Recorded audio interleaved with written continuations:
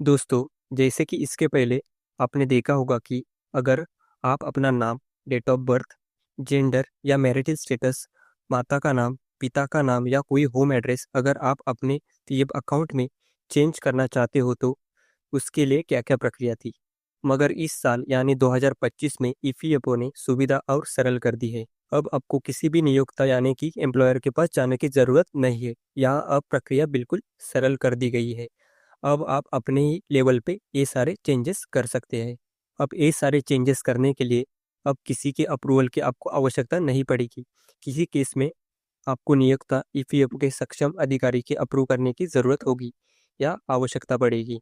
तो आज की इस वीडियो में हम देखते हैं कि क्या रहेगी प्रक्रिया। तो वीडियो में आगे बढ़ने से पहले आप अगर चैनल पर नए हो तो चैनल को सब्सक्राइब ज़रूर कर देना। जिस भी व्यक्ति का 1 अक्टूबर 2017 यूएनपीएफ अकाउंट 2017 के बाद अलॉट हुआ है और वो आधार कार्ड से वैलिडेट है, तो उस व्यक्ति के लिए प्रोसेस बिल्कुल सिंपल और सरल रहने वाली है। वो व्यक्ति अपने ही लेवल पे ऑनलाइन बिना किसी कंपनी नियोक्ताओं के अप्रूवल या ईपीएफओ के अप्रूवल के बिना ये सारी चीज़ें चेंज कर सकता है। जैसे कि आपका नाम, date of birth, gender, marital status, address etcetera.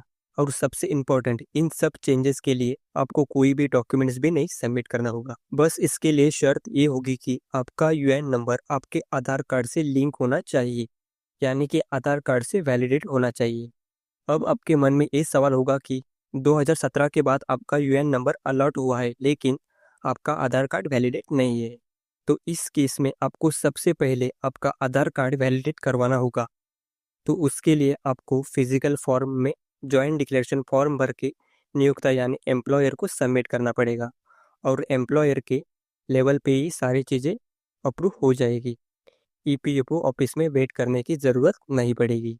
बहुत सारे लोगों के मन में और एक सवाल भी आ सकता है कि 1 अक्टूबर 2017 के पहले जिसे यूएन नंबर अलॉट हुआ है और उनका आधार कार्ड वैलिड हो रखा है, क्या उनके लिए भी सेम प्रोसेस होने वाला है? तो जी हाँ दोस्तों, अगर उसका आधार कार्ड वैलिडेट है तो यहाँ ऑटोमेटिक रिजल्ट सिस्टम के तहत चेंजेस हो जाएगा। तो दोस्तों, एक ही वो प्रोसेस जिसमें आपको name, date of birth, address, gender जैसे चेंजेस करने में क्या-क्या फ़ायदे हुए हैं और कौन-कौन इसको प्रोसेस कर सकता है। अब देखते हैं कि अगर आपको चेंजेस करने हैं तो कैसे करेंगे। तो सबसे पहले आपको ईपीएफओ के यूएन पोर्टल पे जाना है और वहाँ पे जाके राइट साइड में आपको आपका यूएन नंबर, पासवर्ड और कैप्चा फिल करके साइन इन बटन पे क्लिक करना है। उसके बाद आपके सामने ये पेज ओपन होगा जिसमें सारी डिटेल्स शो हो रही है, जैसे कि आपका name, date of birth, gender etcetera. तो आपको चेंजेस करने के लिए आपको मेनू बार में जो मैनेज ऑप्शन दिख रहा है उस पे क्लिक करना है। तो उसके ड्रॉप डाउन में आपको मॉडिफाई बेसिक डिटेल्स ऑप्शन दिखेगा, उसमें क्लिक करना है। उस पे क्लिक करते ही आपके सामने कुछ ऐसा विंडो होगा जिसमें आपको आपका Aadhaar card, date of birth, name इत्यादि इंफॉर्मेशन दिखेगी। अब जो आप करेक्शन करना चाहते हो तो राइट साइड में चेंज रिक्वेस्ट का ऑप्शन आ रहा है। तो जो नाम पहले है वो ऑटोमेटिक आएगा। अगर राइट साइड देखोगे तो आपको जो चेंजेस करने हैं वो वहाँ पे भरना है। और सबसे इम्पोर्टेंट, ये चेंजेस आप लाइफ में अपने यूएन अकाउंट पे एक ही बार कर सकते हो। तो जो भी रिकरेक्शंस आपको करने हैं वो आपको केयरफुली करने हैं। रिक्रिएशन किए हुई ये सारे डिटेल्स भरने के बाद आपको अपडेट डिटेल्स का जो बटन दिखेगा उस पर क्लिक करना है।